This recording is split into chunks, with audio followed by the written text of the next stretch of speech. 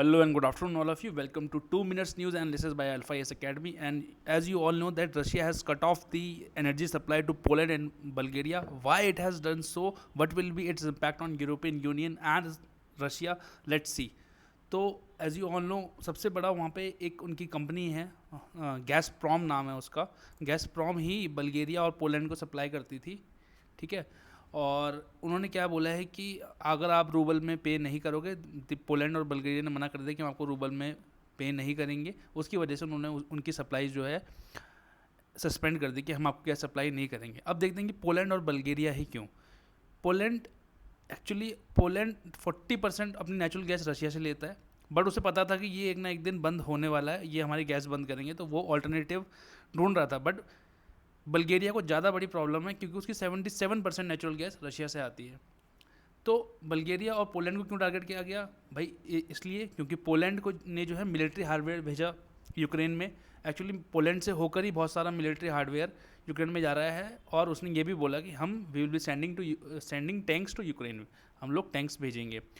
बल्गेरिया ने में अभी सत्ता का पलटवार हुआ था, लिबरल गवर्नमेंट वहाँ आई. लिबरल गवर्नमेंट जब आई तो उन्होंने क्या किया कि मॉस्को से अपने टाइज जो है थोड़े कट करते गए, और उन्होंने in fact they have also hosted western fighter jets as at a new NATO outpost in Black Sea coast. And इन सबसे क्या है, अपने रशियन ब्रो जो है वो नाराज हो गए. नाउ देखते हैं कि what it means for the world पे क्या इफेक्ट पड़ेगा इसका. ऑफकोर्स जब उनको गैस नहीं मिलेगी यूरोपियन यूनियन को, तो वो कहीं और भागेंगे. जब वो कहीं और भागेंगे तो क्या होगा भाई? डिमांड ज़्यादा है, सप्लाई कम है, तो ऑफकोर्स क्या होगा? इन्फ्लेशन बढ़ेगा, एनर्जी प्राइजेस कुड राइज. और जब ये एनर्जी प्राइस राइज होंगे तो ग्लोबल इकोनॉमी की तो वैसे ही ऐसी तैसी हुई है, उस पर और इम्पैक्ट पड़ेगा, वो और ख़राब हो जाएगी. तो रशिया को क्या मिलेगा इस सस्पेंशन से? 3 चीज़ें.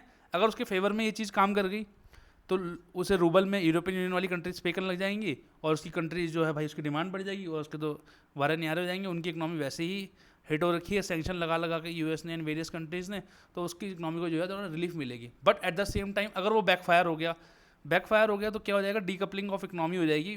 किसकी? यूरोपियन यूनियन और रशिया की. भाई एक ओवर द टाइम आप एक दूसरे पर डिपेंडेंट बनते हो, और फिर आप एक दिन अलग अलग हो जाते हो, तो फिर यही बात हो जाती है, चल भाई ठीक है, तू अपने रास्ते मैं अपने रास्ते. तो ये उसके लिए बैकफायर कर सकता है. और तीसरी बात ये है कि इतना आसान नहीं है रशिया के लिए कि भाई आपके पास नेचुरल गैस तो है ही, अब आप उसको बेचने के लिए कहीं ना कहीं तो जाओगे ही ना. आपके पास इंफ्रास्ट्रक्चर नहीं है स्टोर करने के लिए, आप उसे रीराउट कैसे कर दोगे? आज तो है नहीं कि 4 दिन में आप पाइप नेचुरल गैस कहीं और पहुंचा दोगे. तो that is a problem for the Russia, that it can not reroute pipe natural gas to different market. And you know some day it will find itself in a desperate situation where it needs to sell its gas. then it will require hard currency.